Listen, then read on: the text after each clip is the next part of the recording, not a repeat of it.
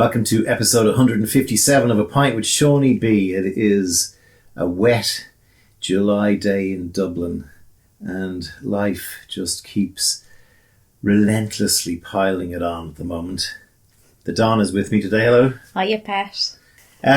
Lots of things have been happening since you were last with us. We had a good response to Richard Watson's sometimes dire predictions about the future and sometimes positive. We had a new government in Ireland finally. It took them 110 days. Two parties who pretty much have the same economic outlook on life took over 4 months on the DOS, I reckon, during the pandemic to finally come up with a working government here, which includes the Greens. And in sadder news in Ireland this week, we lost perhaps the greatest honorary Irishman there ever was since the likes of Wolfe Tone.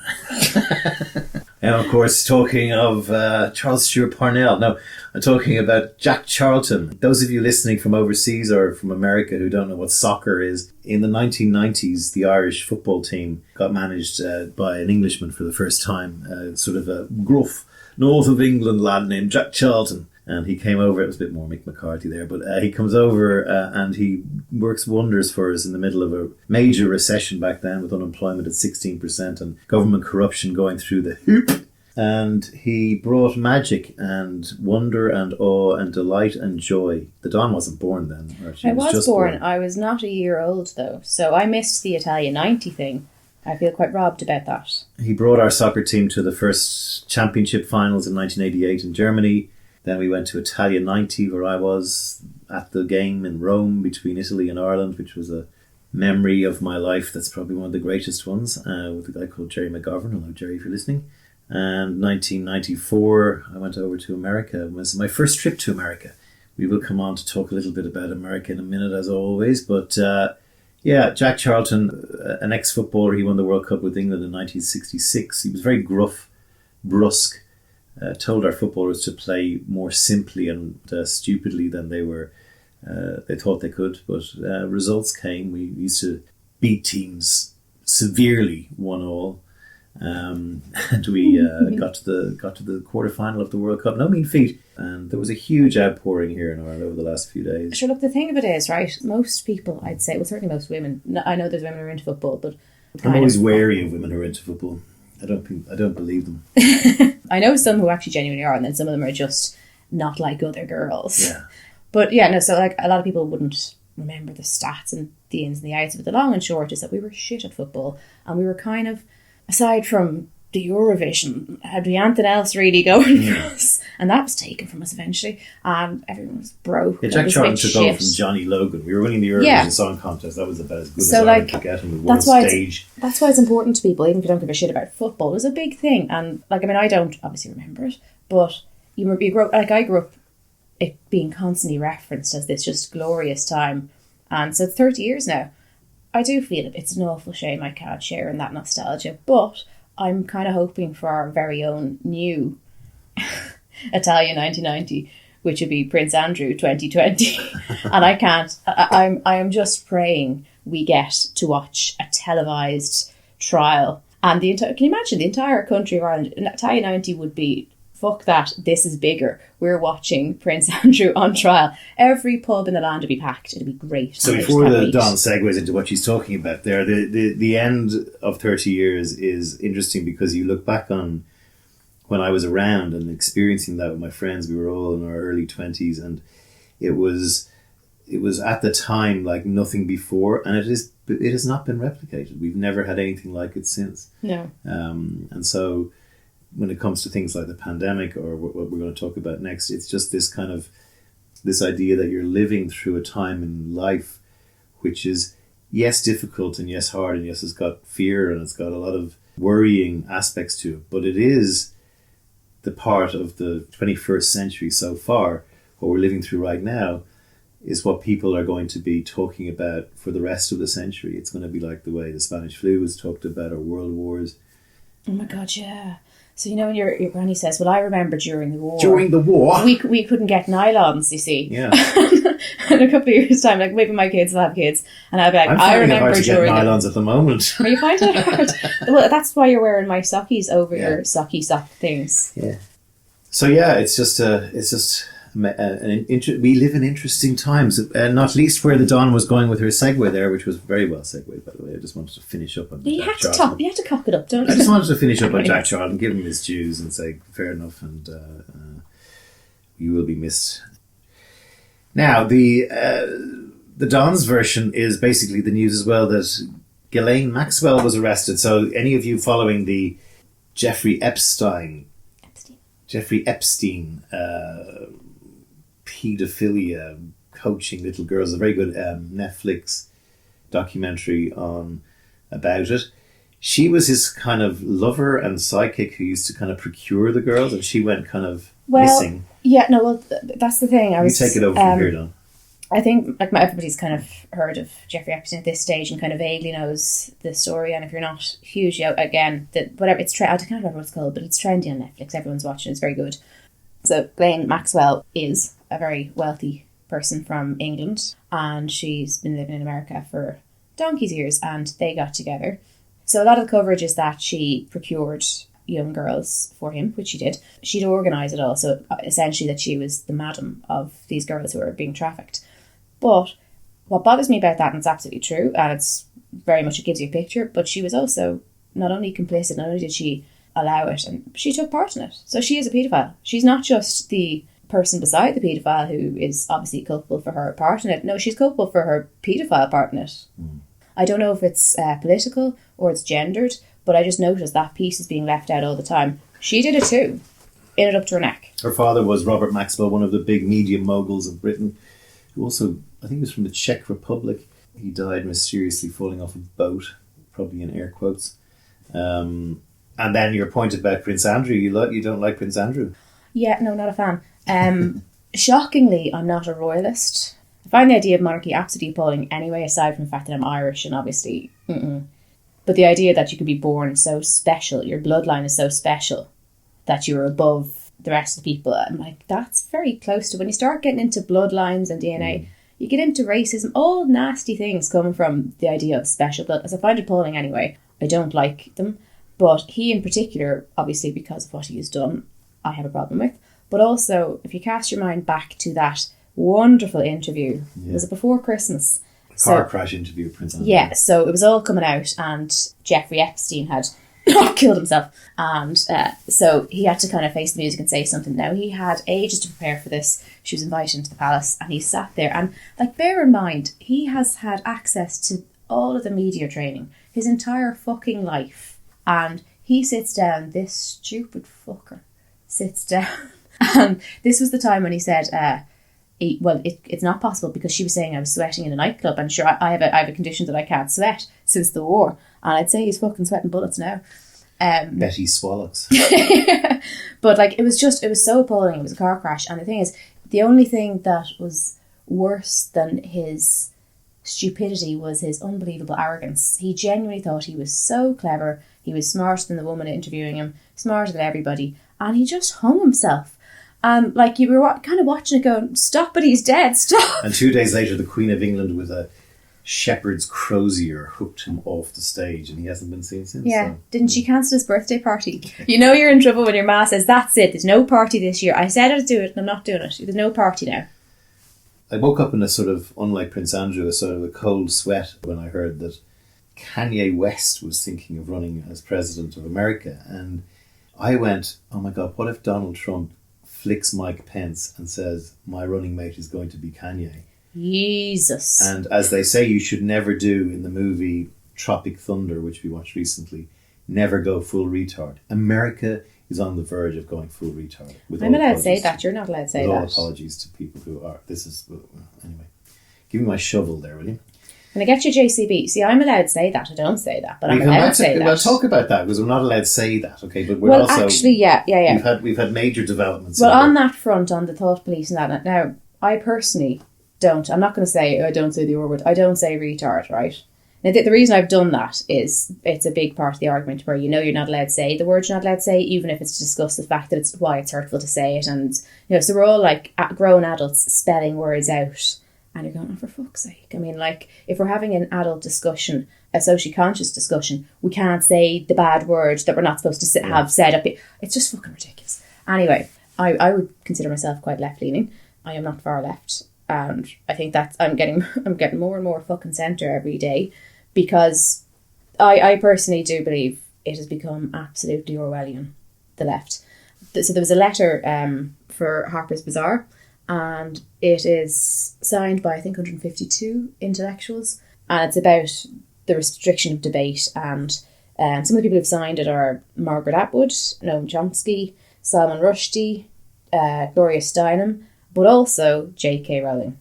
It's talking about censorship used to be a thing of the right. The thought policing used to be a thing of the right. You know, if you read 1984, decades ago, you would assume it's, and it is because it was written in 1948, it is flavoured from those times.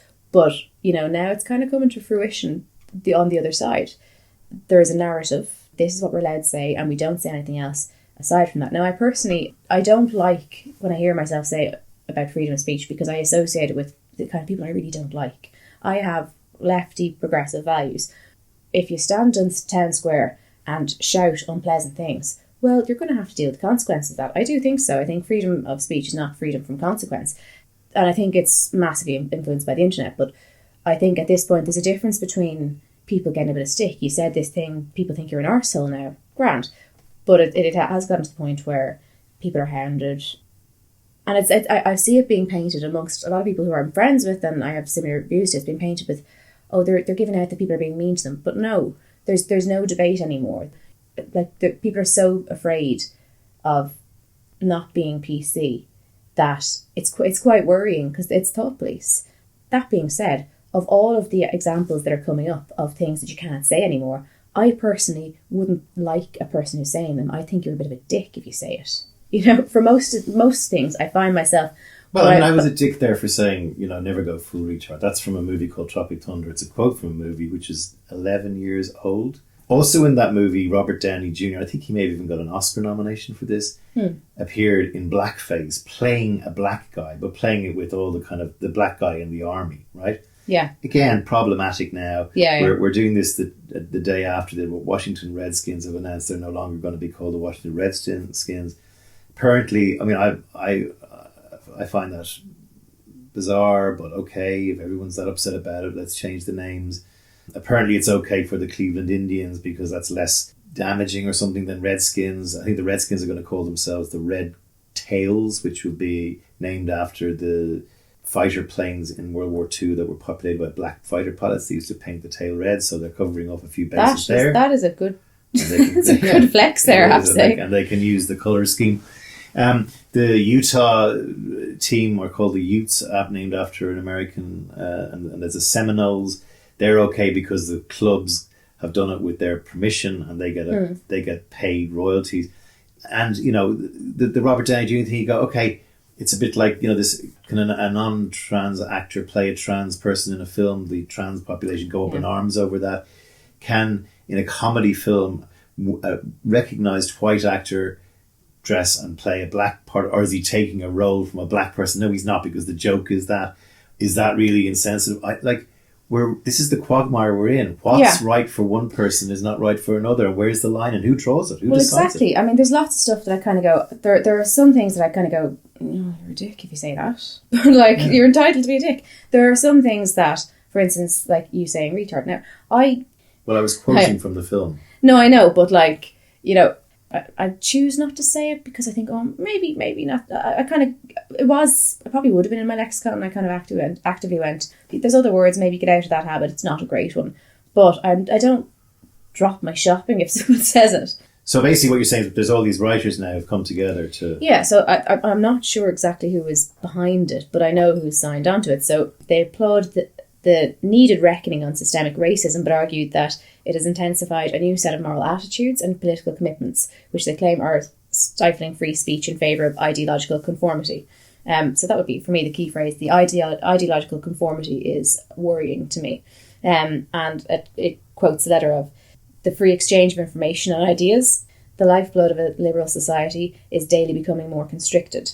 While we've come to expect this on the radical right, censoriousness is also spreading more widely in our culture, and intolerance of opposing views, a vogue for public shaming and ostracism, and the tendency to dissolve complex policy issues into a blinding moral certainty. So I'm not going to read the whole thing, but that's kind of you get the gist. Yeah. And it came out on the headline of J.K. Rowling has signed this, and of course, and I think she's a weapon. So, but of course, is bad, by the way. Of course, straight away when her name's attached to something, which it is when you see an article coming up on a news feed and it's her face and her in the headline, you've automatically decided, oh, here we go, your one is at it again. And then you read this letter, and so it's automatically got her stamp on it because it's being portrayed in that way.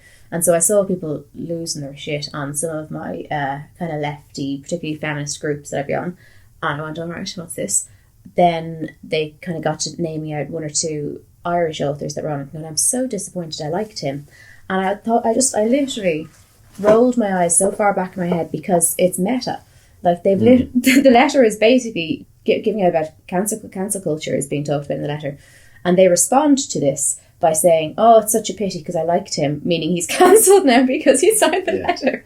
So I found, and they just didn't get the irony there. I'm watching this unfold. And then I copped that Margaret Atwood had signed it. Now, Margaret Atwood, if anyone's not aware, wrote The Handmaid's Tale. And she is arguably one of the best respected writers in the world. I would posit that she could probably fill a bigger arena than any other author in the world, should she choose to. That would be my take, massively because The Handmaid's Tale was made into a TV programme shortly after Trump came into office, so that was perfect timing. And the robes from Handmaid's Tale have been used for a lot of protests and stuff like that. So she's literally the feminist hero. She hasn't put a step wrong at any point. But she has signed this letter. So once I copped it, and people weren't copying her name straight away, and once I copped it, I kind of sat and waited to see how many donuts people would do to twist back, because no one's going to take on Margaret Atwood. Like, and I'm watching for the past week. I can't see anybody lashing into her. Yeah. So they're like J.K. Rowling, who I think is horrible, but they're ripping into her and they're cancelling anybody else whose name is on it. Or they're all getting cancelled, but nobody has cancelled. Everyone's just ignoring the glaring Margaret Atwood in there because nobody's going to attempt to start dismantling her, which I find interesting. Yeah, so we're in a situation where, first of all, everyone has different points of view on different things. Yeah. I don't think there is a natural, here is what it means to be on the left. Yes. You have to be in this way about the travelling community. You have to be this way about women. You have to be this way about trans. You have to be this way about Islam. You know, no. Everyone's a person. I've got a major problem with Islam. Not all Muslims. I don't want anyone damaging or beating up Muslims, but I also want people to be brought to book for cutting the clits out of girls and for cutting hands off people and for not letting women drive and for all that shit. And all the women go, well, women want to do that. That's why they're in the religion. But I'm not sure that's true. And I don't give a shit. I have a huge issue. I hate all religion. We've discussed this before. Yeah. I was just using that as another example. So, but I see what you mean, because I fancy a tranny if she's got a moustache and a hairy chest? Probably not. Oh, well, then am I transphobic? No, I'm not. Fuck off. You look like Ron Jeremy. Sorry. On the trans thing, I find myself falling short of the golden mark. And I tend to shut up about it because I actually just don't need the hassle, so I don't tend to get involved. But my take is this. I keep trying to educate myself on it. There's actually another documentary trending as well on Netflix. Couldn't tell you what it's called now, but I watched it. It was very interesting. I also found it very interesting that they only used trans people who were extremely beautiful, extremely glamorous, and passing. So no people that were probably had a lot of money, and you really wouldn't know to look at them until they start talking about their experience that they're trans. So I found that interesting that they decided to go that way because it's an absolute choice. They didn't choose anybody who wasn't necessarily great at passing, therefore the kind of person who's likely to be treated like a man in a dress. They really avoided that one, and I found it kind of disingenuous that they didn't talk about that. I personally would be very interested in trans rights. It'd be very important to me that we're supporting trans people. We're making sure that they're safer. I think it's been a very difficult life for someone who's trans, and I'm happy that things are changing. However, if I was single, if I was on Tinder, and if I met somebody on Tinder and I was like, I like him, and I had absolutely no idea, and he was passing, and I thought it was gorgeous, and I was chatting away to him for 2 weeks, and then I met him, and then when I meet him, he mentions that he's trans. Even if I had no idea, and if he's post-op, fully male, for me, I'm afraid I couldn't go there. That's what they call a deal breaker. So, yeah, if a man had a penis, and there was literally no difference except the fact that I knew he used to be a woman, I would have no problem with him, but I'm not sexually attracted to him. That's my business, and that would make me transphobic, apparently.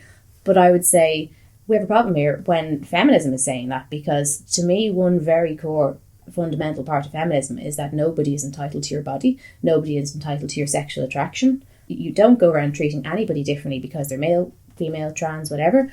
But your sexuality and your body is entirely your business. You're allowed to discriminate. You don't go announcing it to the world. I think it's rude to say I'd never date a trans person. It's rude to say I'd never date a black person, a white person, a Hispanic person. But you are actually entitled to your own personal preferences. It's your business. And I get very uncomfortable with the idea that people who are spending their life dealing with Me Too, rape culture, misogyny, would then, and it's not everybody that holds that opinion, but I have actually been, and I remember you making this point 2 years ago, and I disagreed with you, and I'm now seeing it rise, the idea that if you wouldn't date a trans person, therefore you're transphobic. And I kind of go, when we start policing what people are allowed to be interested in, obviously consenting adults we're talking about, but when we start policing not only what people are allowed to be interested in, that gets very close to homophobia and things like that you're not, but now we're actually enforcing what you have to be interested in.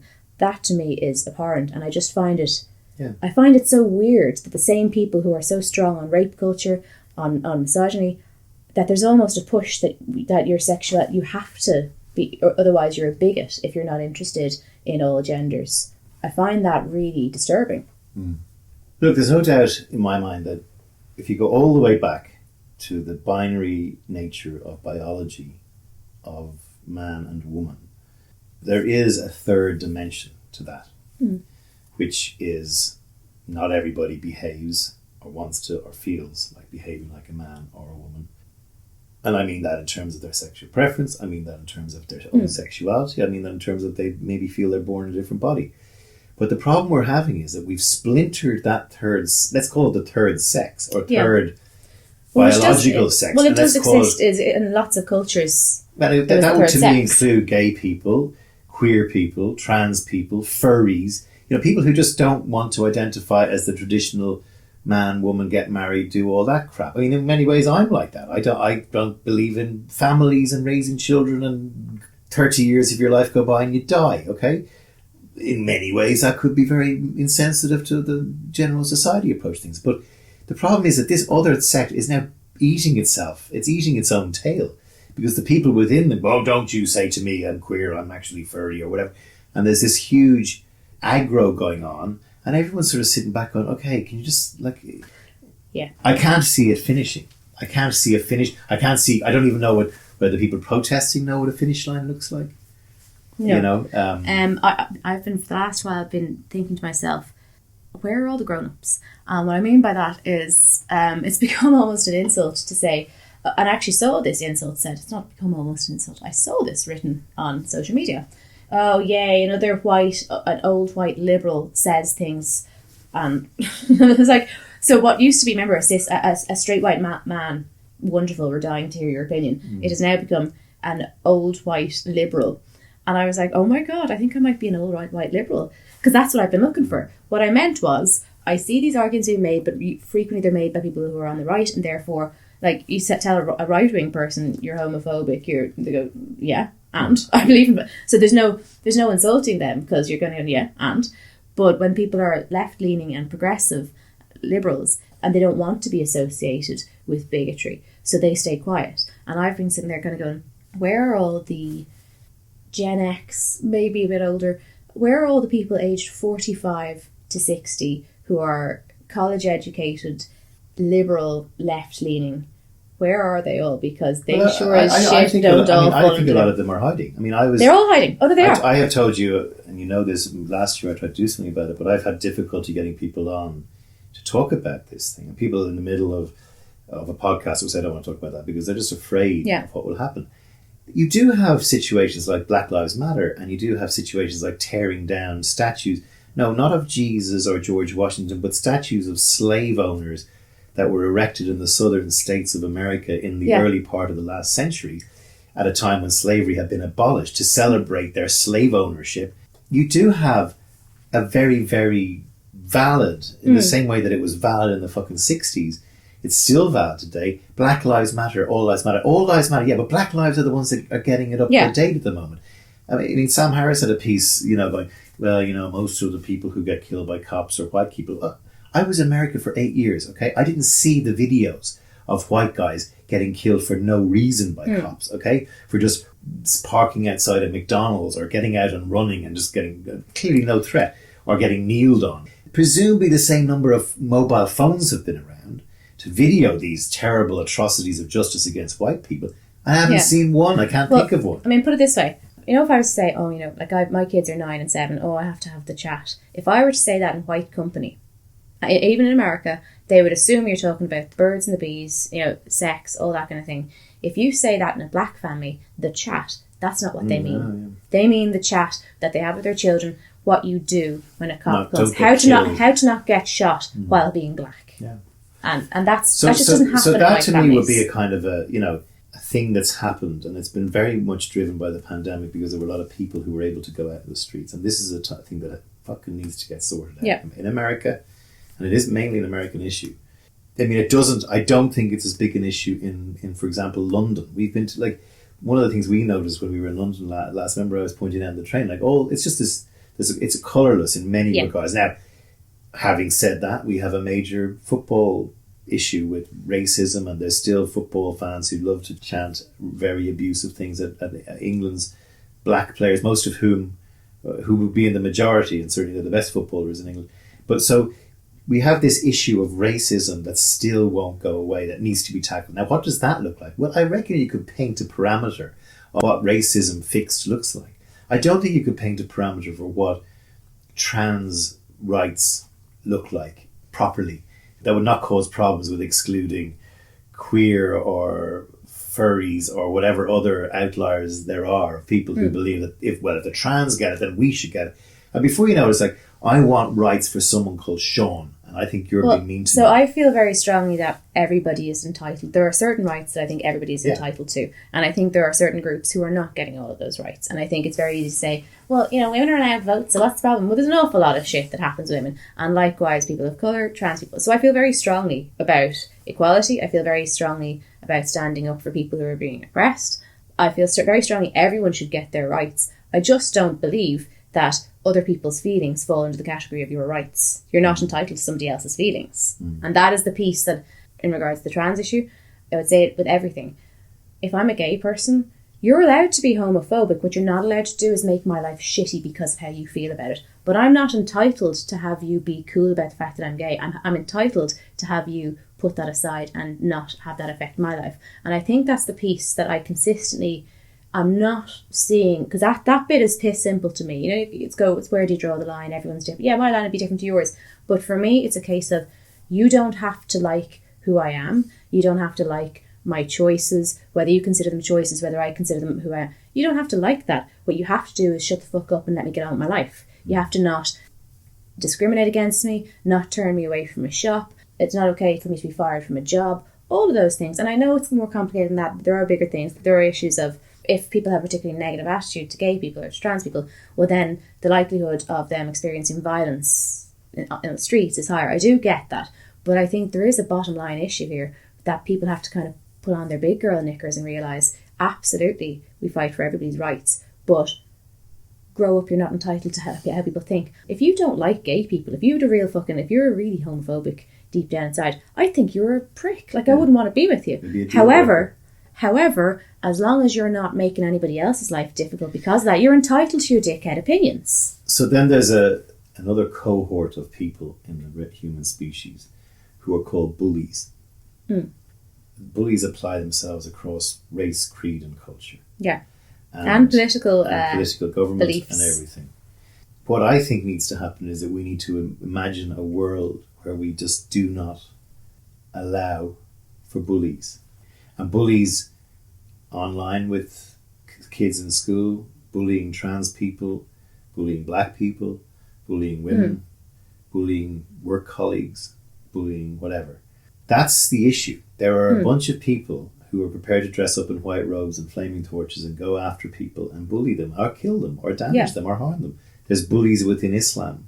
There's guys with beards going around with sticks beating girls because they're wearing skirts that are too short or whatever.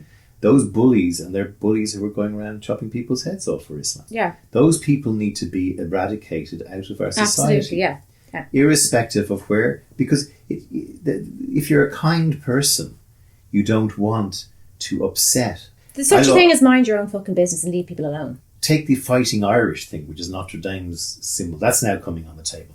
Irish Americans going, oh, we should take down the Fighting Irish thing. That's very... Yeah, but the Irish Americans are the worst for it. Well, no, but like, so what they're basically saying is that's really offensive to Irish people. Now, I don't find that offensive, that it's a leprechaun with a pint of Guinness in his hand and a shillelagh about to beat the shit out of someone. I mean... Because I get the fact that it's kind of exaggerated kind of comedy and it's fine. And it doesn't suppress me.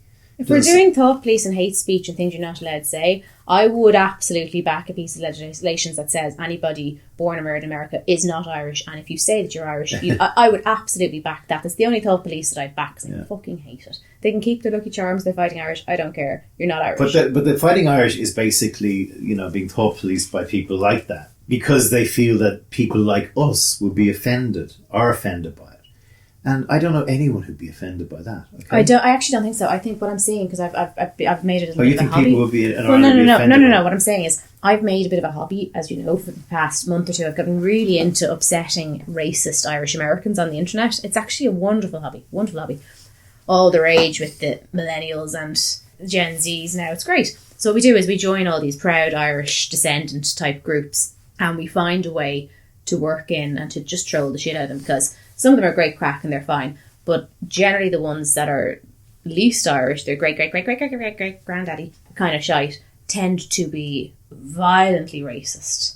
They try and use, because the Irish slave myth, it's chatteled slavery is not the same as indentured servitude, by the way, but so all of the Irish, we get used by fucking hillbilly, Trump supporting, finger licking, bugger picking Yanks use us, and it's irritating enough for us when they start doing their plastic patty routine, but the reason we're getting really pissy about it at the moment is they are using us for their racist ends, and then we go, oh no, because Ireland is not without racism. I don't for a minute say that, but we are a much more progressive nation in general, and that may not have always been the case, and they want to drag us back to the quiet man and the Catholic conservative, and we're going, no, because our friends are black and they have Dublin accents, so piss off. My 8 years in America, I said this before on the podcast, the most racist people that I encountered were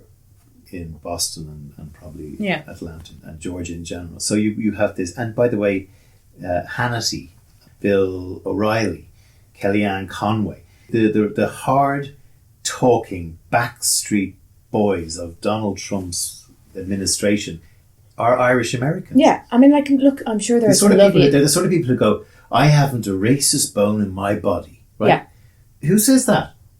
There are some Irish Americans who I've met actually, particularly recently, who are really cool, and we invite them into our splinter groups of actually people who are just from Ireland and taking the piss and sharing screenshots. They're really cool. They want to learn about their roots, anti-colonial, and it's great, wonderful. We love them, but I can imagine if I were a progressive person who kind of wanted the world to be a bit better and was a bit like, I don't really want to hate the gays and I'd rather for a bit less racist, that'd be great. But you happen to be Irish American, you're surrounded by Irish Americans, and you kind of go, oh, it'd be awful. So they're finding great refuge with us. But overall, you've named a load of people there with Irish names that are Irish American, and they're all the absolute antithesis of modern Ireland and what our values are. I mean, we've had some major votes in the past couple of years, so we've kind of nailed our close to the mast. We are 2/3 progressive. Well, there's if you go all the way back, NORAID, it was the big American supplier of arms to the IRA during the 70s and 80s. There's this green tinted spectacled view of Ireland by an awful lot of them. Of course, not all Irish American friends. You can relax those of you that are cool. Yeah, so I mean, I think the point we're getting to is this. I don't think it's sustainable to keep fragmenting and fracturing and jumping on people just because you disagree with their views on. I mean, I think it's a difficult one, because as you say that, I go, well, we're going to have to learn to roll with the fact that I think the big issue is that the town square is now the internet, and that changes things massively. You've got a certain amount of anonymity sometimes. You don't have to look at someone's face when you're saying something. It's actually Richard Watson last time was mentioning in a different sense, but that when you're in a small village, you might not stick the head out the car. I do anyway, because I have a huge issue with road rage. You're not living in a small village. No, but I mean, like, you might think twice as against in a big city where no one knows you. You do kind of you have a bit more manners if you're in a small town and you have to live with these people. You might be disinclined to go mouthing out at you unless you really feel strongly. And there's no harm with that. So now that we have the internet, that's not the case. And I understand that part that we're going to have to get used to that. And I do think if you say things that are unpleasant, but now what's unpleasant? But if you say things that are unpleasant to a large group of people, you have to take it on the chin and go, yeah, people are going to be mean to you. Get over it. Get a grip. However, it's where is the line between being mean to you? Because I think the point being, if some asshole like Jordan Peterson wants to come over, okay, well, like, don't ban him from UCD. Get your big girl knickers on, get all the girlos, plan how you're going to take him down, and sit there in the front row scowling at the prick and take him down, because you are the elite. That's what the universities, I know everyone's going to university now, but like the universities were where the elites go. And this boo-hoo whinging, oh, we can't have them, they're cancelled. It's the literally deplatform cancel. I'm like, give them hell. Don't be such a snowflake. Give them hell. So there's, and I think you're right, but there is a one-on-one decision. As one of my ex-bosses said, I only open my mouth to change feet. But, I'm careful. I mean, if it's somebody who I know, I've said this before, like if someone calls me a Mick or a Paddy and he's English, right? But he's a mate of mine, okay? I'll go, grand. I won't get all fucking... But I could equally beat the shit out of someone some English bloke for calling me a Mick or a Paddy, right? Because it's insulting them. You watch African Americans talking to each other, and they're taking the piss and having a laugh, because that's what part of life is about. And we had, you picked Cheryl Sharp out. She's absolutely adamant that they can't be doing that. Okay, that they cannot be using the N-word amongst themselves in a playful manner. Okay, because it's still so toxic, and the weight of the word, she would prefer to see it obliterated, which I kind of understand too. Yeah. But I kind of go, if someone's having a laugh with me, ergo, you're in a cinema or you're in a theatre watching a comedian, you have to remove your prickles and say, okay, I may not like that, but I'm not going to... I'm going to give you an example that's coming up in my head. When I was in my teens, now I went to a very rough school, so just bear that in mind, right? So lots of young ones would say to a friend, hey, bitch. Now, we weren't like that. It was like, all right, cunt. Yeah. But like, we did it a lot of the time just to annoy the teachers, because they basically treated everybody in the school like we're all dragged out of a hedge, and none of our parents ever had an education. And why would you want to go to college? You can work in a shop, you might be able to be a hairdresser. So we were reminded all the time what povers we were by teachers who lived a mile up the road in the next parish over. Notions. And like, they read Anne and Barry books to kids for a living. I don't know why they thought they were, but they really looked down on us as the dregs of society. There was a certain element of the school wasn't as rough as it led on, but there was we absolutely tried to play up how ghetto we were just to annoy them. And we'd scream from one end of the school to the other to our best friends. The teacher would look and go, they're literally laughing, going, fuck you, like, cunt. We used to do that all the time. Now, if we then went to the shop and someone was like, at the checkout, somebody we don't know on the till goes, you're right, cunt. We'd be like, excuse me, have you actually just called me a cunt? So there is context. So if you're English friends, like, English people really shouldn't be using the Mick and Paddy thing. But if somebody knows you well because you are a messer and they have a long-standing joke with you, grand. But if you're in England and you get a pint of pub and you go to sit down and someone starts calling you Mick and Paddy, the barman, and you don't know him, you haven't had any banter with him, sorry, what prick? That is not acceptable. So there's context. You just cap on. My own take on the America, my time there, and here's why it can spark to the surface so quickly, is that if you get to a situation, and this is a great example, where what the black movement had got to through the 60s and 70s was blacks are allowed to go into restaurants, blacks are allowed to go on buses and sit, But what doesn't get removed is the cancer of racism. All that happens is it gets shut down in people, so people don't say it. Yeah. They think it. Boston, totally like this. Atlanta, totally like this. Dallas and Texas, a little bit more wearing it on the sleeve, which is worse, but at least you know where they're coming from. Whereas in a lot of the East Coast, it is hidden racism. Yeah. It is like, I would never ever use the N-word. I would never slag somebody. But deep down, I will always vote for the person who's not going to give them a chance, who's not going to let the world get to a sort of a place of, that's the person who is most dangerous and massive. America. You have the people who say absolutely racism is wrong. I would never say anything racist. I haven't got a racist bone in my body. In fact, I have black friends. What I'm saying is I can't help but notice the amount of crime in the ghettos. And you know what? If they stop shooting each other and they stop committing crime, then maybe they, because this is a great country and I worked my way up from the bootstraps. Okay, literally, just say you're a fucking racist. Because we all know, like, they were slaves. All of their descendants were slaves. And it's not that long ago. It's in living memory where you couldn't go here, you couldn't go there. So you think that after a couple of decades of stepping on an entire race of people where they are property, they are like dogs, you suddenly go, oh, well, you've had years now, and actually, you're just not smart enough, you're not respectable enough, we don't carry on like that, what's wrong with you? You know why there's so many black people in prison? Not because we're convicting you, because you're doing crimes. You go, listen, and that would apply to the travellers as well. You go, right, okay, I realise there might be a higher rate of crime, I realise there might be problems there, I also realise... suicide. I also realise 1 in 4, and the average age, like, they're not living to 50. You can sit there and go, well, they do this wrong, they do that wrong. Yeah, well, guess what? When you oppress a people, and all of the indigenous cultures around the world, like the Aboriginals in Australia, in Canada, that's what fucking happens. When you do that, you cock it up, it's going to take a few generations to fix the deep wounds that were there. What you have to do is get your fucking foot off their neck for a bit, and you don't get to go, well, look, they just do this and they just do that. But I find with racism, unless people are like boldly wearing another sleeve and saying the N-word and all that, but generally you'll have an awful lot of people, which I would say applies here as well, although really don't think it's as racist in America.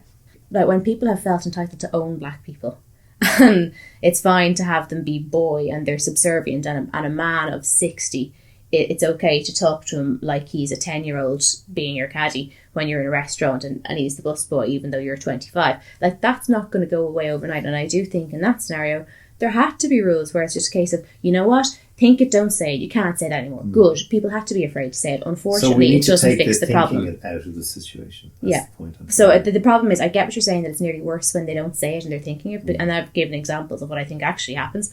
Problem is, there are times when it's so serious where you have to go, you know what, you can't fucking say it anymore. Don't say it. Think it is exactly why the Ku Klux Klan wore masks. Yeah. Right? That was the doctor. That was the policeman. That was the vicar. Yeah. Getting dressed up at night to protest as a mass movement against black people. Yeah, I think we all have this image, certainly from watching it on TV throughout the years. We all have this image that's all going to be these skinhead lads with swastika tattoos and, you know, the white gangs in prisons under those robes. Well, why the fuck would they wear the robes then? Well, they're the ones who don't wear the robes. Exactly. They don't need it. They have it on their skin. So the people in the robes, anyway, we all have this picture that that's what's there. Coming full circle, maybe the best unification for racism in America is a Kanye West Donald Trump ticket. Discuss. Oh, sweet Jesus. Sweet Jesus. So, anyway, we will see what happens on the whole Trump, Kanye, Biden situation. As ever, the Don is here with number 9 in her top 20 countdown. As ever, the Don has 3 clues for me to see if I can remember the guest that she has picked as number 9. Off you go. I do. 1, people need to trust people in business and in life. Kieran? Yeah! Hey! Well done. On tick. On tick. That was one of my things. That's one of the reasons that's not the reason I chose. Well, I mean, good call. Kieran McGowan is one of my favourite people. He's actually a cousin of mine, but he was very influential in the foundation of the state of Ireland in the last 40 years as it emerged from a farming swamp, and into something a bit more shiny and metallic. He was involved in the IDA, Industrial Development Board, bringing overseas investment into the country. He was brought up the son of a shopkeeper. He was brought up during the time of TB, which he talks about in the podcast. He's a very kind man and a very fitting guest, given the conversation we've just had over the last half an hour or so. So he was on my... I've kind of out to the top 20, but I've moved it around at times when there's a relevant reason. He's actually a really interesting life story and all that, but the particular reason that stands out to me is compassion. In a word, by the end of the interview, that's what's summed up, and that's what I think is so lacking. I'm interested to hear somebody, such a different generation to me, talking about the issues that are important to me. He's done really well for himself. He wouldn't say so, but he's done really well for himself, and good for him. But he's just chosen to just not be an asshole about it. Just because I've done well, I really just don't need to step on other people. You know what? Some other people just couldn't get their stuff together. It literally is compassion and decency, and I think frequently people who've done well for themselves, especially if they had a modest start, often can be quite unfair about other people, can be quite nasty and kind of go, well, I pulled myself up by the bootstraps. So I think it's really lovely to hear of somebody who's spent his life working hard and still doesn't feel the need to criticise and bitch and moan, and would rather kind of help people and help bring people on rather than kind of go, well, that's disgraceful because I did better. And I think it's just really lovely. So that kind of warmed the cockles of my cold black heart on a rainy day. But also, I knew you'd be talking about Jack Charlton. And because this week we got all of our ministers, and they're all bacon-faced, cabbage-looking Fianna Fáilers. But I found it really interesting. So some things haven't changed, Kieran. Yeah, so Kieran would know all about the last round of them we had. Well, not the last round, the round before last. So I thought it was the time to roll out this interview. It's a lovely interview. I give you my good friend Kieran McGowan. Welcome to A Pint with Seaniebee. I'm here in my home city of Dublin with a very interesting guest for you all today. He's a very humble and soft-spoken man who doesn't particularly like receiving a lot of praise, although he is deserving of a lot and has received a lot. I'm welcoming to the podcast Kieran McGowan. Welcome, Kieran. Thanks, Sean. Kieran is one of the architects of Ireland's transition from a sleepy European agricultural backwater to the sparkly high-tech, albeit still with its problems, country that most people know of it today. He has been for many years involved in what's called the IDA, which is the Industrial Development Authority of Ireland, which was the core body responsible for trying to bring investment and jobs to the country. And he's joining me to reminisce and chat about his life and what he's learned, and we're hopefully going to have a good bit of banter, so welcome. Thanks very much, Johnny. So you were born in Dublin and you've lived here all your life. Have. And what was it like growing up for you? Tell me a little bit about Well, it was interesting in this way that I was the eldest of four. We had a shop in Rathmines. My dad was a grocer. He was doing well until he got bad news that he had TB. At that time, TB was rampant, a bit like cancer today. And so he had to go into hospital in the Pigeon House when I was 9, the eldest of four, and I was 9 years old. And so my mother had a big challenge in her hands, rearing the family and also looking after the shop and looking after my father. And so this was the time before supermarkets. Long before supermarkets. What was the shop like? Did you have brown paper bags? It was like the Walton's shop. Walton's brown paper bags. Machines for cutting the meat, coal in one corner, but selling rubber boots and things, the whole works. The supermarket started to come along, which made life even more challenging for us. But how we survived for a number of years against the supermarkets was we provided a service of delivery. Like a number of our customers who were living beside the shop in Rathmines started to move out, we thought, to the suburbs in Milltown. About a mile away. Exactly. So what year are we talking here? We're talking here now about early 50s, 53, 54. Okay. My father would be going from house to house in Milltown.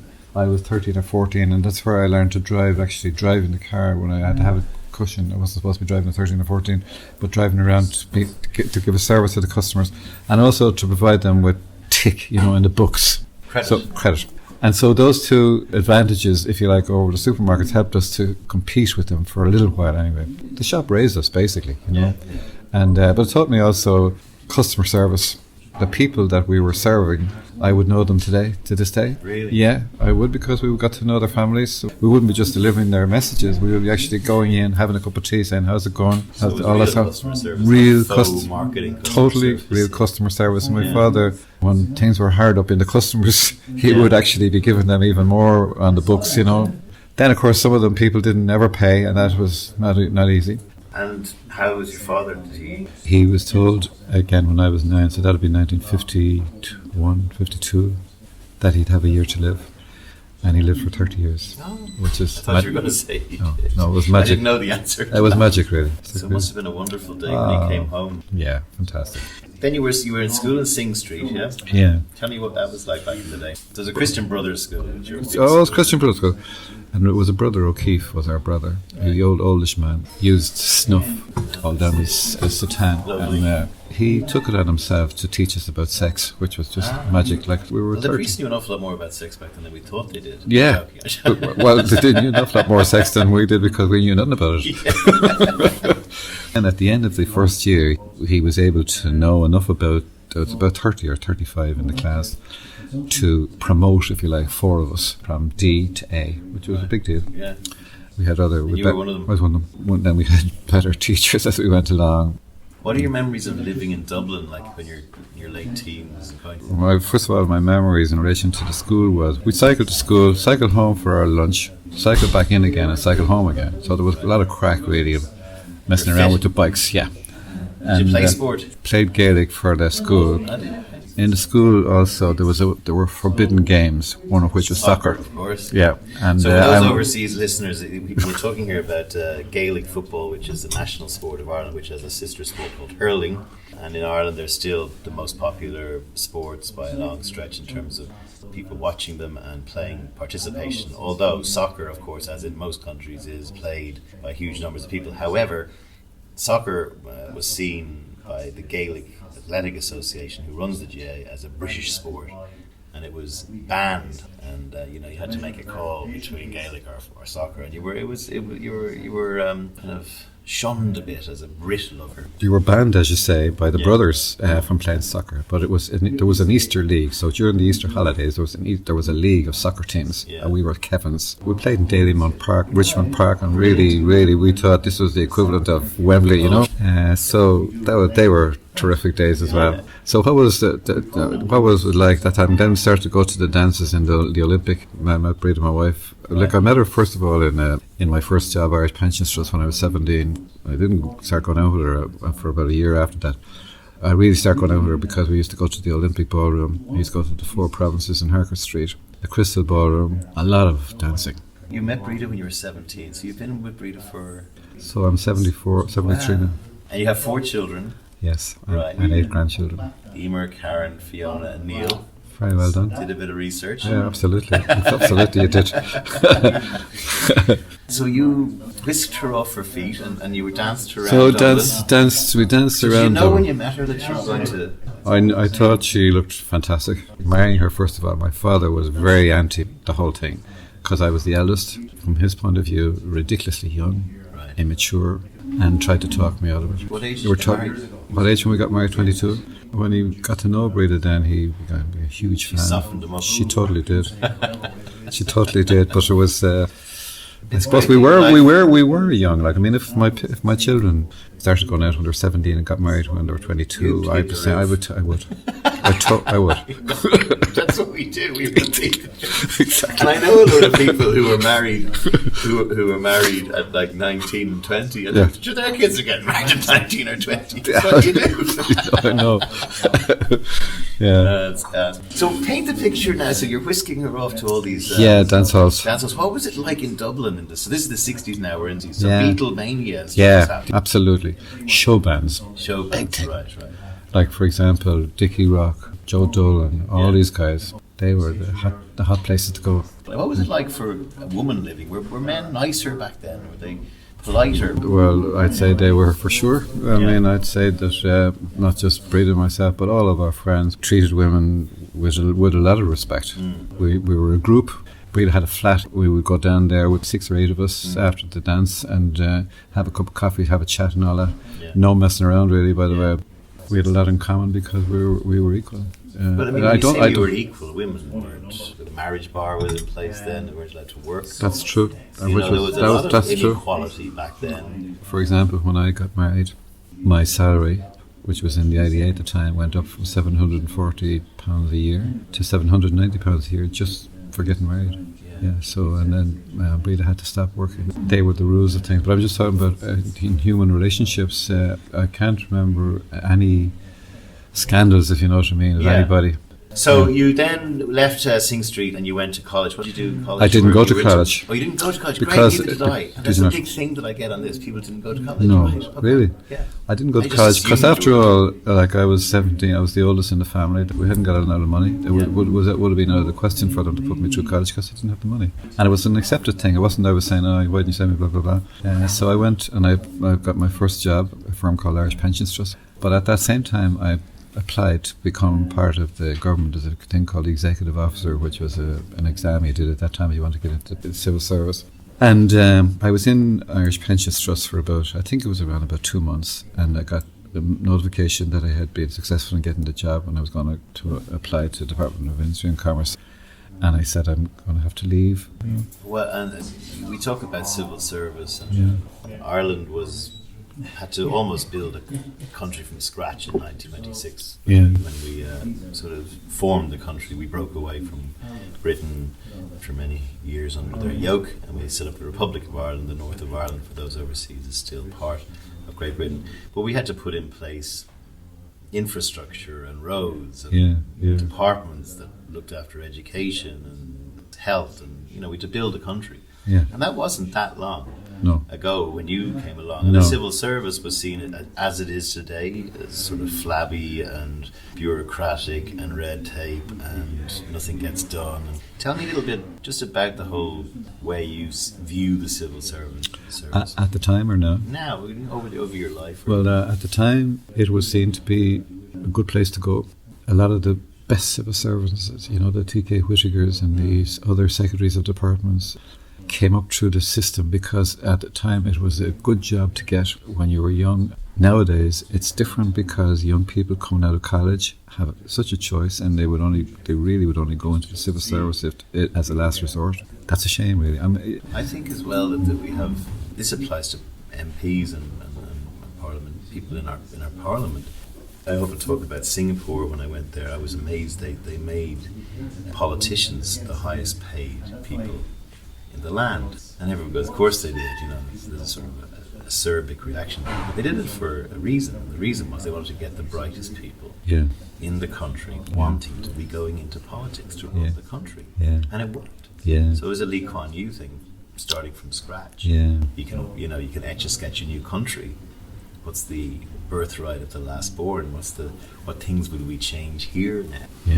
If we could start again, we probably wouldn't have as many TVs. No, definitely not. Because there's too many cooks. But there's another huge weakness in our system, which is that there are some really, really bright people, despite everything, coming up through the civil service, who went to the very top, and they're forced after 7 years to leave. They're like in their middle 40s, and they get a pension for the rest of their lives. Is that to stop corruption, or what's the reason? It's to provide for outlets for young people coming up behind them. But to that extent, it's I suppose it's a good thing, but it's just an absolutely crazy thing that the system is. You start paying people a full pension, defined benefit pension, from their middle 40s to the rest of their lives. They could do so much by staying on in the public sector. What about the frustration of red tape? You can't do that. Work at your own pace. Is that still here?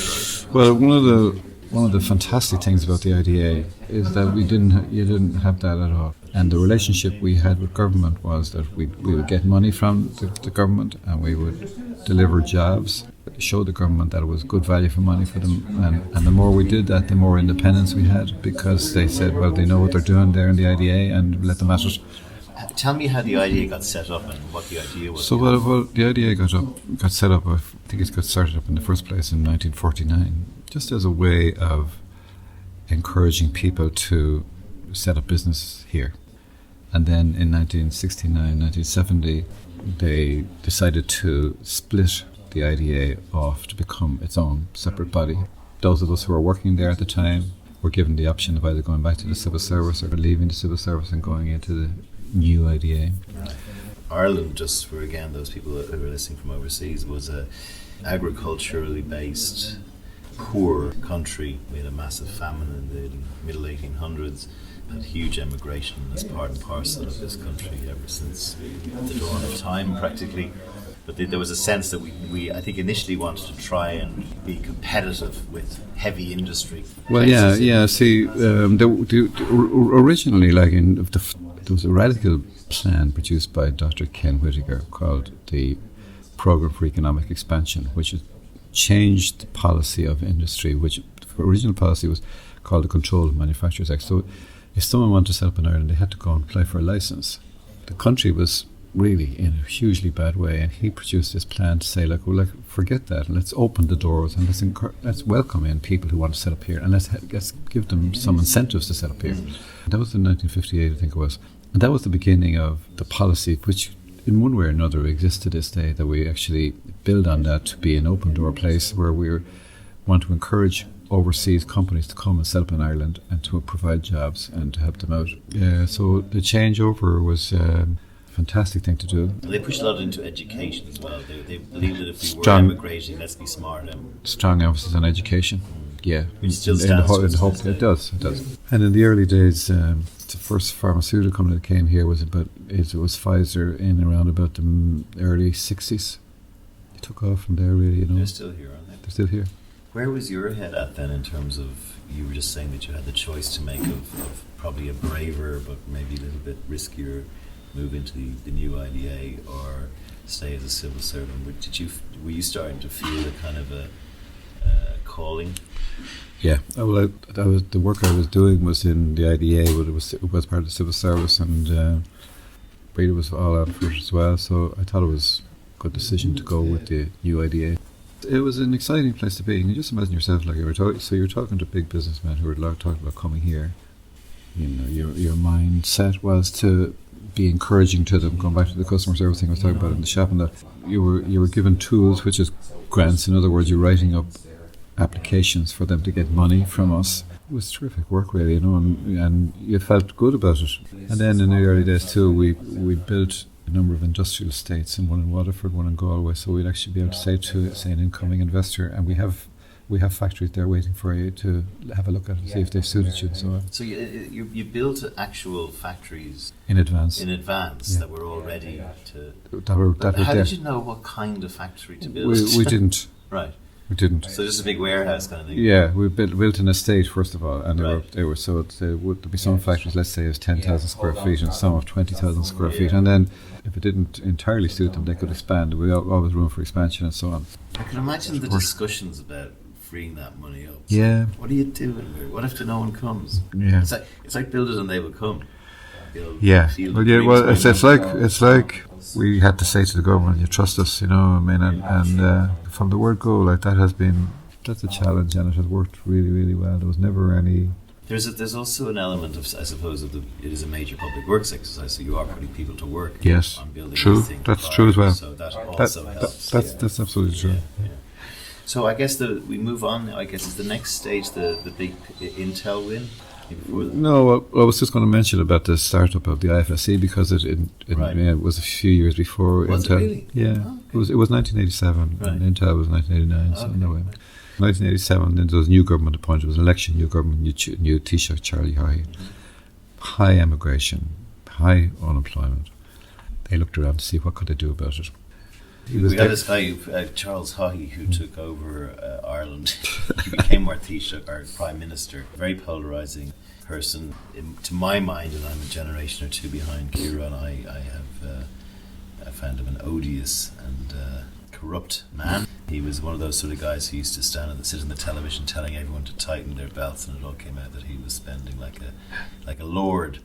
But he was the guy at the start of this attempt to bring Ireland kicking and screaming into a new era, which I guess eventually happened. Yeah, absolutely. One of the you will come to maybe Bertie Ahern, who was one of his successors, and there was a great quote about the subsequent boom in Ireland, which was Bertie Ahern taking credit for. It was like a cock taking credit for the dawn, which I quite liked. Very good, very good. What was your view of Haughey? You don't have to say anything that you. So I could tell you stories because I had a fair bit of dealings with them. And certainly the IFSC... How did he treat you? I'll tell you a little story. He phoned me up in 1989 and he asked me to go over and see him. I was at the second level in the IDA. And he said, your minister, who at the time was Des O'Malley, and the Minister for Finance, who at the time was Albert Reynolds, are at loggerheads with each other. And I've been acting as an honest broker between them. He said, and we had a meeting this morning, and all we could agree was that we would get someone independent to meet the two of them. And what the issue was about a German company, Willie Korf, buying Irish Steel. Irish Steel was a basket case. He said, so all we could agree on was we get someone, and there's someone as you to see to me, and we want you to go and meet Albert Reynolds and meet Des O'Malley. These are all Irish ministers, yeah. And come back here and tell me two things. One is, what do you think of Corf and what do you think of the deal? And I did a lot of research, as you might imagine, because he was the Taoiseach. And I came back after about a fortnight to see him, and he said, well, yes or no, so see. And I said, well, it's a little bit more complicated than yes or no, Taoiseach. And I told him the pluses and minuses. He sat me down, he said, and he questioned me, and the questions were on the button. Was he respectful to you? Totally. And so much so after that, like, I had a good enough relationship with him. You know? But tell me about some of his so the bad side. Bad side. He's dead now, so I'm sure there's a statute of limitations in this. Yeah. On another occasion, he called me over and he said, I've met a group of people this morning, he said, who are among the brightest people I've ever met in my life. They want to invest in Ireland, and I'd like you to look after them personally, so see. And I said, so what sector are they talking about? And he said, I don't know, food maybe, so see. So they were Arabs. Met them and had a lot of toing and froing with them. But they really had never any interest because they were already after parting with a lot of money to Yaman. Mm-hmm. That's what he was. He was a mix of... but he did change, like up until then, every Taoiseach was straight as a die. Yeah. So it's he got found out, I think it's fair to say, and he did have to face the music before he died. I think he died caught. Yeah. He died caught. But I think most people who would be around would say that there was some mixture of both of those things in it. Yeah. Certainly, the IFSC probably wouldn't have happened only for him because he was so driven and so powerful, really. Well, and they get a huge amount of him wanting it to succeed would be to deliver on his own ego, right? Oh, totally. Yeah. But also by overriding, you know, I mean, if the fellow from the revenue, for example, the Department of Finance said, well, this is Taoiseach, so he'd actually drive through them. So the IFSC is a glittering... Yeah, so it employs about 40,000 people now, you know. So it's been a very successful undertaking over the last 40 years where we've moved from trying and failing to compete with heavy industries. We did have some success. Henry Ford, for example, built his first factory in Europe, in Cork. But we were never really able to compete, as Kieran said, with steel or heavy-duty shipbuilding or stuff like that was going on, mainly in Britain. We were a country that was agricultural. So today we have a very different setup. Talk to us about where the last 30 years of the IDA brought the country, or helped to bring the country. One of the companies that came here, as you mentioned, was Intel, and they put together a team that was going to visit 7 countries, including Ireland. In the early stages of their assessment here, they were very taken with talent. They were worried about where would they be able to get people who had experience of semiconductor manufacturing, because we had no other high volume semiconductor operation in Ireland. They were going to be the first, and they wondered how could they manage that. We hired a consultant to go out to California to actually go around. There was a network of Irish kids who had gone to work in California. We plugged into that network and went to them and said, if there was a job available for you in Ireland, would you come back? And we got 64 or 65 names of people and addresses and phone numbers to say, yeah, if Intel come, we definitely will go back. So that was very helpful.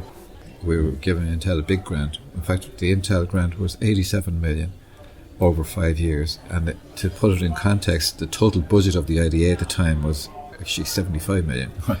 So it's a big punt. Big punt. And the government said, well, look, this is a big punt, and it's a big firm, we know that, and we know they're going to provide 1,300 jobs, I think it was at the beginning. But you're going to have to get strong commitment from Intel that they're going to be here for at least 5 years. Right. Intel said to us, we don't know. We can count for the first 18 months. But after that, it depends as much on you, Ireland, as it does on us. So if you can continue to have a competitive environment for us to be here, we're all on the same side. Most companies would say that. They would say it, and in fact they meant it, because it's a very fast moving sector, as you know. Yeah. Anyway, it's got set up, and it's been a huge success. Like, I mean, they're still here. You brought that over the line in what year? September 1989. 1989. So this for you was a big... Well, it was transformative. I mean, it was like going from Doncaster Rovers to Manchester United, really, in terms of how we presented to other firms around the world.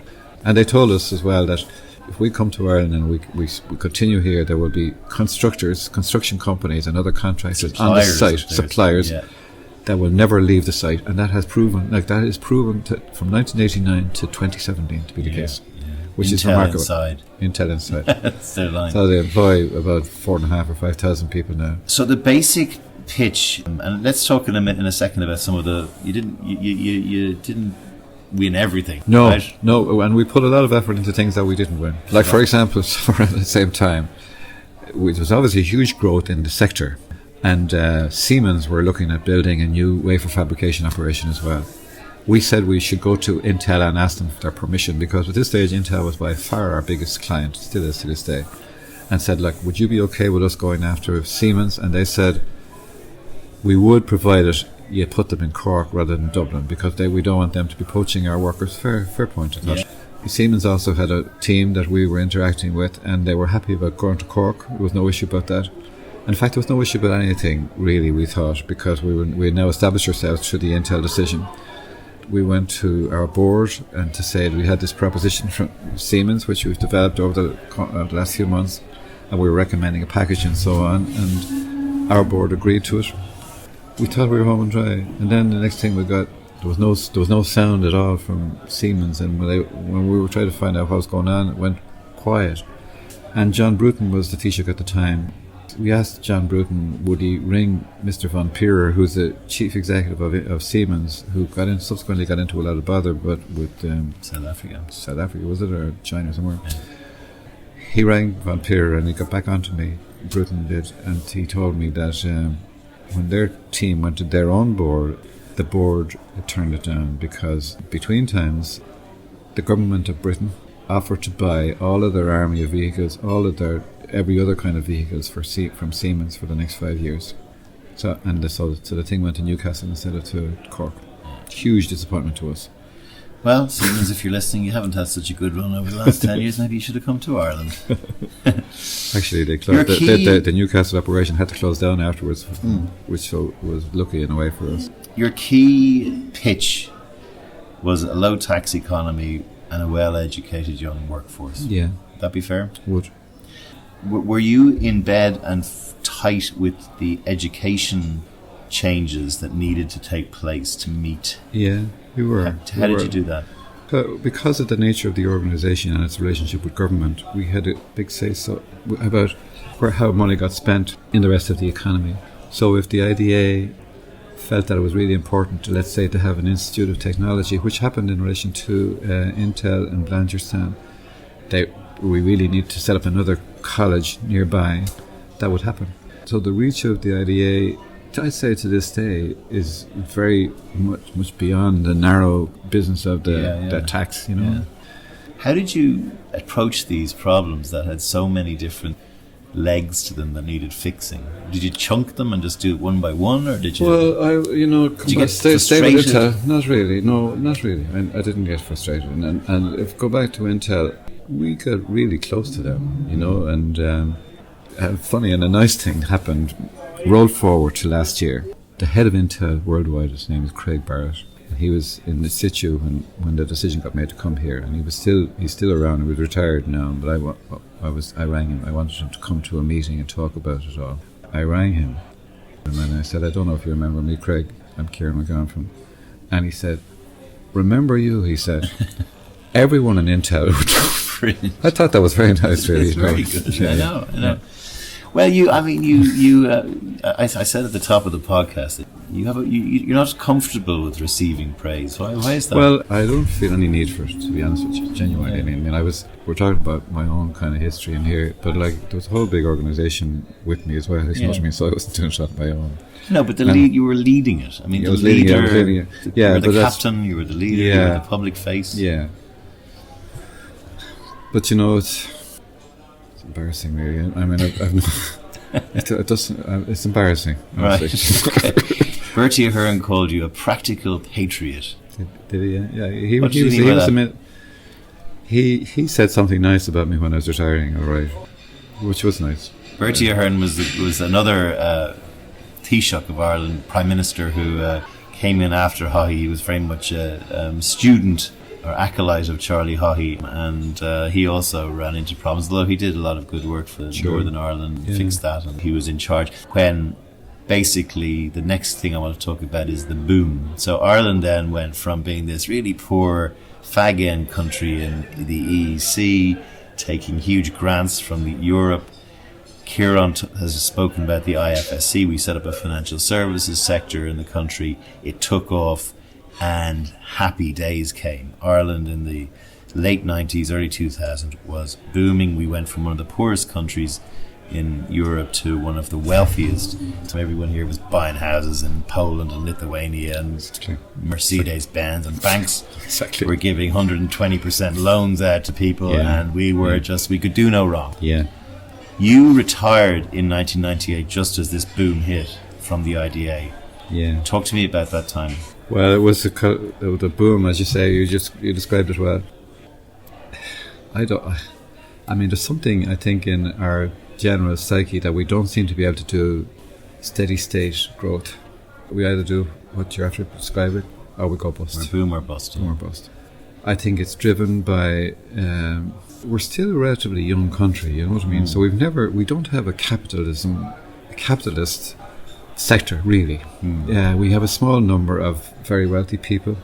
When you compare it to the UK, for example, it's completely different. Like, our background is, we came, as you said, from an agricultural country. So we are still growing, really, in terms of putting in place a capitalist system. They and the developers and the bankers had drove a lot of the mad stuff. People were climbing over each other. A lot of people then got hurt when it went bang. Yeah. It has been awful as well, you know. So the country went into massive overdrive, could do no wrong, and then around about the time of the subprime collapse, and before that here probably, we had a housing bubble caused by overeager banking, loans going out to people.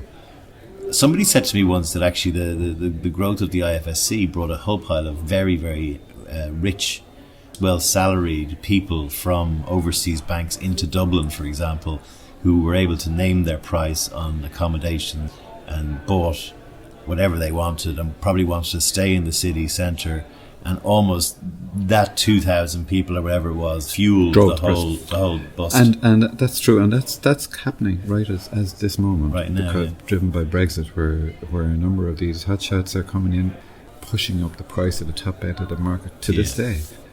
It's extraordinary that we don't seem to be able to manage it. Well, I mean, I left away, and I left to leave Ireland in 1996, and my joke is, as soon as the plane door closed, Ireland started making lots of money out of that. This is why it was the catalyst. But I used to come home, you know, obviously for Christmas and stuff like that, and it became to the point where I just didn't like coming home. I didn't like the attitude of people. I didn't like the fact that...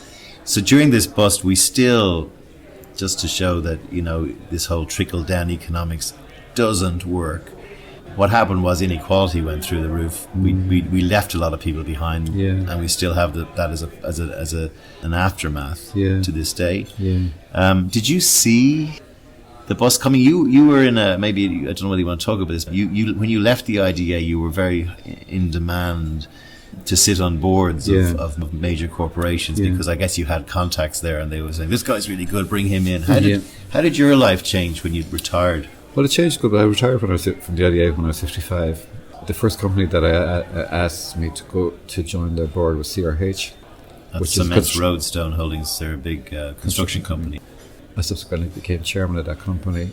So I was at a different track, I suppose, really. Very successful company. Very successful company, exactly. They employ about 300,000 people. It's very big. The company said, well, if CRH want them, we want them as well. So I got on the board of a number of different companies. I had to learn new skills, really, because the public sector and the private sector, they're really, really very different from each other.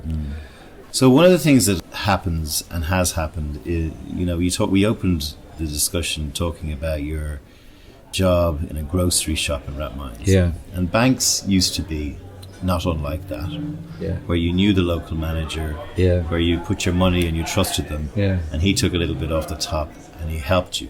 Exactly. And banks have become these horrible supermarket type places where they don't treat. We talked about real customer service. Yeah. Your brown paper bags, giving credit, tick boxing. Your father doing this. Yeah. Banks don't do. We're in the process, as we speak, of a major scandal about to erupt in Irish banking over again housing and mortgages. You were caught in the eye of a storm. You were a board director of Irish Life Permanent. Yeah. When 100% loan to value mortgages came in. Yeah. Where I think Ulster Bank started it, and all the banks then started giving people too much bloody money. That's exactly correct. And the chief executive of Irish Life Permanent at that time was a guy called David Went. He went to the regulator and he said, look, you better step in here and ban 100% mortgages, because if you don't, it's going to be widespread. And so this would be the central bank. It's a branch of the central bank. Branch of the central. And David was a banker for a long time, and he's also very clear in his views. And he said, if you don't step in and ban these 100% mortgages, you're going to lead to widespread inflation. And the regulator said, well, we're a principle-based regulator, which is just nonsense, really. It's just words. So anyway, it happened, and I was fortunate in a way. Like, I was on the board 9 or 10 years, but I retired in 2008. So I missed the worst of it in terms of the banks being called to account, which they should have been. So let's stop there. So should have been prosecuted. Nobody's been prosecuted. One of the things I am interested in is, you talk about David Went, you talk about your role, we talk about the banks as if there's some sort of amorphous kind of cloud of people. All of the people who are in the banks are people who get up in the morning, go to work, and come home. David Went, you said, warned the regulator, if we continue to do this, we were going to drive inflation and possibly a bubble. But he went and did it. Because from what I've read, they're very sensitive to market share, and they want to keep their market share up. What we're talking about here is a cartel that seems to just do what it likes and waits for a teacher to say, don't do that, knowing full well that we're being driven down. Also, so if you take a bank, any bank, they have a number of stakeholders, one of whom are actual shareholders in the bank. They come along in relation to the current issue of stealing money, you could say, away from the people who have tracker mortgages. I'd say what happened, and just goes to people's values, there must have been a discussion at the board of some bank to say, look, we, the board, would like you to woo people, customers of ours, away from their tracker mortgages, because otherwise we're going to have less profits. So that discussion in one form or another must have happened at one bank, and then nobody asked the question of, what about the customers we have who have tracker mortgages, who are finding it hard enough to pay even the tracker mortgages? But I will contend that someone did ask that question, because that's a very obvious question. You would think. Well, no, I would say the question was asked, and there was a decision made. Screw them. That wouldn't be put on the table. Screw them. No, of course not. Or in any correspondence. The profit motive was really the driver. Of course, now when it's seen, it seemed to be just appalling. Well, I have a friend who was fairly high up in the legal department of the central bank. Yeah. When the first collapse happened, and when the first collapse happened, just for those listening, Ireland went from boom to bust. It nearly did a Greece. The only reason we didn't do a Greece is that we had probably better infrastructure in terms of taxation and stuff like that. People do pay their taxes here, but it was the taxpayer who got left with the bill for all of these guys who were trading fraudulently and abusing the system. I had a friend of mine in the central bank, and I said to him, what the hell just happened? Why didn't you say anything? Yeah. And he said, nobody asked me. And I went, that's not good enough. You have to be asked. Yeah. Well, we're not a whistleblower nation. We're not someone who encourages whistleblowing. We're not and whistleblowers don't get well treated. And they don't get well treated at all, as we know from around the world. And this is the regulator. Like, this is the guy who's the canary in the mine, who's got to... And he's got a wife, and his view is, I see the crash coming. Yeah. I think a lot of people saw the crash coming. People in the building trade saw the crash coming. My sister is an architect. But everyone just froze in the headlights, waited for the lorry to hit them. And again, to your point, we don't seem to have learned and put in place checks and balances to stop this happening again. We're in the throes of Brexit, where we're hoping to, the IDA, which is still going, is hoping, I'm sure, to get a lot of businesses coming in here because we're English speaking and we're close to America and all this kind of stuff. If we do get them, they're going to come in. If there's not enough houses, they'll have free reign on buying whatever they want. That will drive the property up again. People will get squeezed out. Eventually there'll be a bubble and we'll collapse again. Why do you not think that we've been, because we're educated? I think it's kind of, we're a nation of followers, especially on this point we're talking about, rather than outright leaders who are prepared to go against the trend and say, well, look at, these people are going to drive up the prices. We're going to stay out of it. And then if their shareholders are saying, well, look, and why is the share price? We say, well, look at, that's the way we want to run our business. That's going to take someone with a lot of balls, really, to do that. And a lot of balls and a lot of support from other places, other people and other stakeholders. That has been the dominant culture over time of followers. The other thing I wanted to talk to you about was I've come home to Ireland, and I was intrigued about your very clever strategy of getting people back to serve the Intel pitch. I've come home after 21 years and I'm kind of angry. I'm angry because 21 years is a long time in politics. Long time in life. And a long time in life and a long time in businesses. And if you take, from when you retired in 1998, you go back 21 years to the mid-60s and the leaps and bounds that we made between 1965 and 1998. And I look now at the country that I left in 96, 21 years ago. And the same 5 things that were problems then are the same 5 things, only worse now. Our health system is creaking, was creaking back then, is worse. Hospital bed waits to see GPs, waits to see doctors. Our education system has been in need of overhaul during that time, I think. It is in need of overhaul, especially at third level. We have a growing and worsening inequality, despite what anyone tells us about our progressive tax system. We have got lots and lots and lots of people who can't make ends meet. We have a homeless problem that is laughable. We have something like 9,000 people in this country in temporary accommodation, 2,500 in kids. We only have 200 people on the streets of Dublin sleeping rough. I say that only because we can't even fix that. And we have a body politic, or a parliament, a Dáil, that is full of people who procrastinate and don't do. And we have no doers. We are missing creativity, we are missing bravery, and we are missing action. And these were the things that we were missing in 1996 when I left. One of the reasons I left. You're a glass half full guy. Tell me how we can get out of this. How do you think we can get out of this? Well, if you take the homelessness, for example, there are 1 or 2 people breaking the mould. Peter McVerry, Brother Kevin. Which I would say Tony Gregory was doing in 1996 when I was leaving. There were people there then who were breaking the mould. I guess what we need are people, more breakers of molds, really. I think another thing is compassion. We've lost something. See, I think we're compassionate as a nation on an individual basis. Right. I even feel that about myself, for example. We have a number of people who, who are having a hard time. I feel very close to them. I really feel very close to them, and I think that would be the case with a lot of people. Much more than we're able to be compassionate to a plan.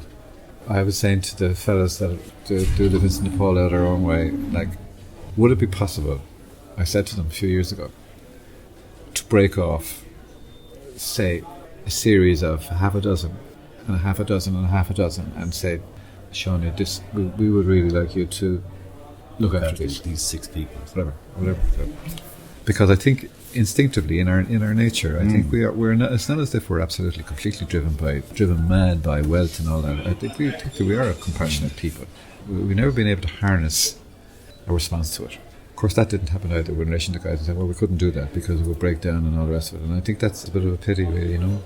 From when we were children, we have this built-in, despite the fact that we're Catholic and Christian, and so much of religion is about looking after the person in trouble. Yeah. We have this built-in resistance to giving alms and excuses. Yeah. Those women are only out there with their single mothers. They're only having babies so they can get the free money. Now, the free money is 100 and something a week. I know. There's a lot better ways of making $100 than getting pregnant and having a baby. Your man's only going to spend his money on drugs. Yeah. So what? Doesn't matter, exactly. Doesn't matter. Exactly. And I don't know how we break this. We have it in us. Yeah. And I think in this respect, yourself and myself will come from the same. You knew before we had this interview where my background was decidedly modest. I think that's my dominant culture. I really get good satisfaction out of it. And as time has gone on, by the way, in relation to my own kind of career, I now have about 4 or 5 involvements, and only one of them is commercial involvement. All the rest of them are pro bono in one way or another. So, and that's the way it should be, I think, really. Yeah. And I get much more kick out of it than I did out of the businessy things, you know. Yeah. I look at, say, my career in advertising, and it's very easy to say this from a 30-year career where I've made my money. Yeah. But I find it not unlike the cigarette business. It's a business that is morally and ethically questionable. It is a business that drives greed. It is a business that pimps capitalism. It is a business that makes people buy and want things they don't necessarily need, which causes them to get into a hole. Yeah. Which we seem to just go, sorry, you didn't have to buy, you didn't have to believe our ads. There's something to me about trying to get... Like, I really like the way that you chunk the Vincent de Paul thing. Yeah. To me, that chunking idea is an example of creativity. It's doing something differently to solve a problem, looking at problems in new ways. Yeah. It's brave, might not work, but let's have a crack at it. Yeah.